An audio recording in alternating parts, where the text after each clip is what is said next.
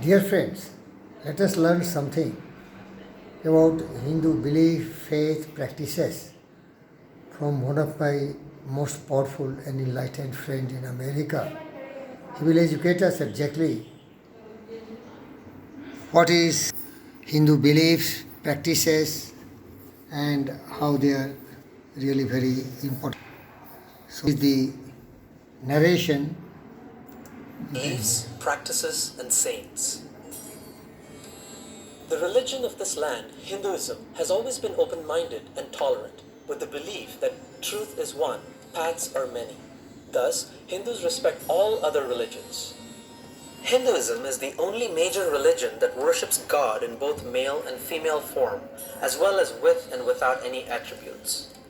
The original Sanskrit name for Hinduism is Sanatana Dharma, meaning eternal religion.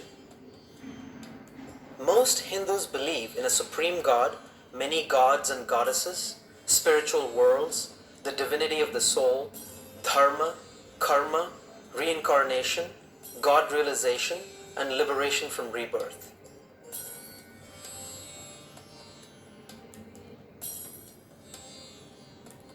The supreme God is known by various names depending on region and denomination. Brahman, Bhagavan, Shiva, Shakti, Vishnu, and more. He, she is all-powerful, all-knowing, all-loving, eminent, that is, present in all things, and transcendent, beyond them as well. God exists within each person as Atman, the divine soul. God realization describes the experience of the divine within oneself. This profound encounter with God is regarded as the ultimate goal of life. Hindus teach that every human being can know God personally. Hindus also worship other divinities. Each divinity has distinct powers and areas of responsibility. For example, Lord Ganesha is the remover of obstacles, Saraswati is the goddess of knowledge, and Hanuman is the god of service and devotion. Each Hindu freely chooses the deities he or she wishes to worship.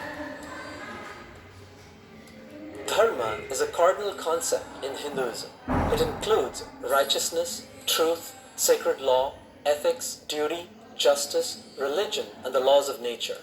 Dharma means that which upholds. The dharmic principle of ahimsa or non-violence is important to this day. Mahatma Gandhi led India's independence in 1947 using non-violent means such as peaceful protests, boycotts, strikes, and speeches that aroused the nation to throw off British rule.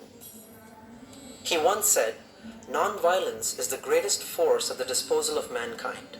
It is mightier than the mightiest weapon of destruction devised by the ingenuity of man." In the 1950s, Martin Luther King Jr. understood the power of Gandhi's methods and went to India to meet his followers. He later applied those methods to fight for and win civil rights for America's black minority. In the same way, Cesar Chavez won rights for the farm workers of California. Gandhi also inspired Nelson Mandela in his fight for freedom and racial equality in South Africa. Today, everyone knows about the Hindu concept of karma, the law of cause and effect. It means that anything a person does, whether good or bad, will eventually return to him in this or a future life. A popular way of expressing this is, what goes around comes around. Reincarnation is the central Indian belief that the soul, Atman, is reborn in a new body time and time again to grow and mature through all the experiences human life has to offer. Eventually, every soul achieves salvation by realizing its oneness with God and is no longer reborn. Hindus do not believe in a Satan or an eternal hell. Worship is central to a Hindu's life. So, every Hindu home has a place of worship. It may be as simple as a shelf with pictures of deities, or an entire room dedicated to the family's daily worship. A worship ceremony called puja, performed elaborately or very simply every day in the temple or in the home shrine, invokes the divine beings for blessings and happiness. The puja ceremony includes sacred chanting, bathing the image of the deity, offering food, flowers, incense, and other sacred substances, and the waving of lights. Hindus practice yogic disciplines every day called sadhana. Sitting on the floor, often in a yoga posture, they chant, sing devotional hymns, repeat the name of God while counting on beads, or simply meditate in stillness and silence. The temple is revered as the home of God. There are millions of temples in India, many quite ancient. The most important of these mystically designed structures cover hundreds of acres and receive thousands of pilgrims each day. Every Hindu is expected to pilgrimage to temples and holy places far and wide. These pilgrimages unify the religion as tens of millions of people travel throughout the subcontinent and interact. Hinduism has a rich history of sages and saints, both men and women from all castes. Some of the great saints wrote detailed explanations of the Upanishads and related scriptures, such as Adi Shankara in the 8th century CE, Ramanuja in the 11th, and Vallabhacharya in the 15th. Others, including Sambandar, Mirabai, and Tukaram, expressed their experience of God through devotional songs. Recent saints include Sri Ramakrishna, Swami Vivekananda, Ananda Mahima, Swami Narayan, and Shirdi Sai Baba.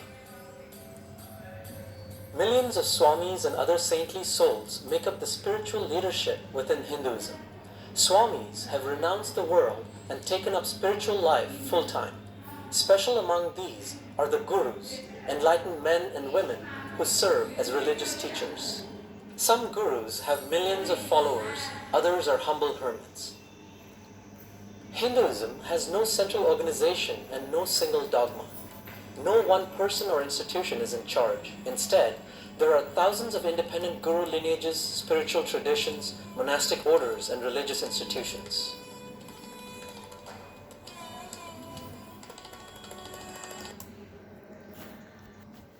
Dear friends, you were listening to one of my friends from America, California. But I tell you, I'm a scientist, basically physicist. So I don't understand what is this beyond my comprehension. I only know your thought. That was the concept of all the greatest of the greats in Indian history. Maybe Gautama Siddhartha Buddha, or maybe Patanjali Yoga Sutra. They are very scientific. And as once was explained by Albert Einstein, if any religion which is very relevant and which is very scientifically sound is the summary of Hinduism, that is called Buddhism. Buddhism has emerged from Hinduism, which is based on scientific methodology, which can be verified experimentally, and this is related to truth. So I follow truth, and that is absolutely right. I do not believe in all these kind of dogmatic conservatism, worship and all, because any person who has developed tremendous self-motive, self-belief, self-confidence, courage, conviction, self-reliance, he should set a definite purpose in life, work day and night, and reach the climax of the supremacy, like did C.V. Raman, like did S.N. Bose, like did so many great Indian scientists, so many great literary giants like Rabindranath Tagore, who was awarded Nobel Prize in 1913 for his Gitanjali. These are the scientific way of using our spiritualism, that is your self-belief and self-confidence.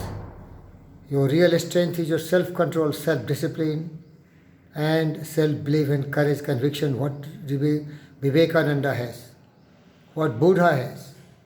These are the philosophy which the young children of India should learn. Believe in yourself. Set a definite purpose in life. Go to the shelter of some of the wisest in your callings and areas of achievements and work very hard. That is also very strongly explained in our Patanjali Yoga Sutra. That is ahimsa, satya, astya, brahmacharya, parigraha, swaksha, santosha, tapasya, perseverance, persistence, striving, seeking different ways and means to become a superhuman being, who can be of the rank of Wright brothers, who can develop aeroplanes, addition who can give you light, and all these kind of theory of relativity by Einstein, the theory of gravitation by Newton. These are the really modern scientific way of understanding our great history and culture. According to me, this is divisive forces. But the Hinduism, what we call Hindutva, that is most scientific, that is the most eternal and most universal concept, that is equally very relevant to the modern time. When there is a great development in science and technology, people should focus their all the mighty strength of the industrialization and scientific temper in creating a world where there is a peace, where there is a universal brotherhood, where there is feelings for the human, where there is the concept of growth of everyone, peace for everyone, joy for everyone. The world is our family. Vasudhaiva Kutumbakam. Sarve bhavantu sukhina. Sarve bhavantu sukhina. Sarve bhavantu sukhina. Asado ma sadgamyo tamso ma jyotigama mrityu ma mritam gamyo. Atma sarvhuteso. That can be the summary, that can be the whole substance, that can really be the implementation concept of the modern Hindutva or Hinduism.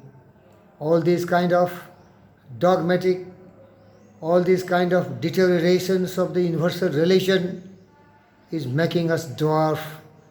It is futile effort.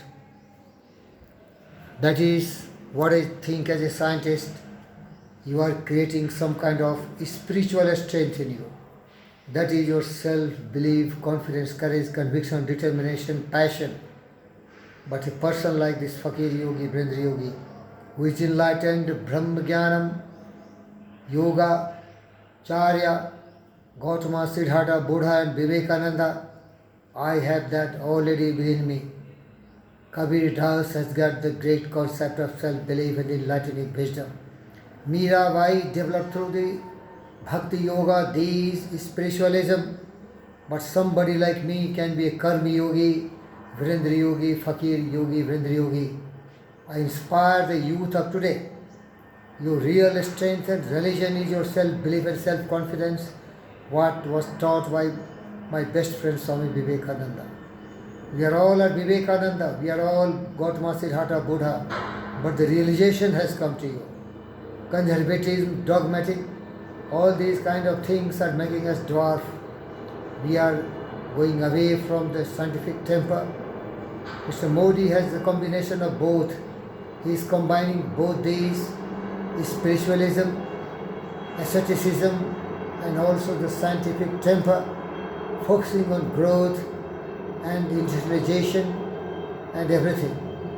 But even you can get rid of these conservative orthodoxism, wasting your time and energy in going to temples, creating temples and doing all this, and then the opposition, the other dogmatic, conservatism, orthodox religion fight against you, that is dividing the society. The real happiness of the world lies in only Hindutva. That is, the world is your family. Every creature is your family members. Have feelings for them and work for their welfare. Then there will be no trace of any kind of religion. Religion divides you. Hindu, Muslim, Christians, and so many other religions, they are really dividing the society. We have to be scientific. We have to be united. We have to realization of the truth. We are short-lived. Only doing great job which can make everyone fulfill all the needs and demands of the day-to-day life. loving each other. Love is the most powerful force. That's why my best friend Gautama Siddhartha taught the way to salvation. Meditation of love, meditation of joy, meditation of serenity, meditation of pity, meditation of impurity.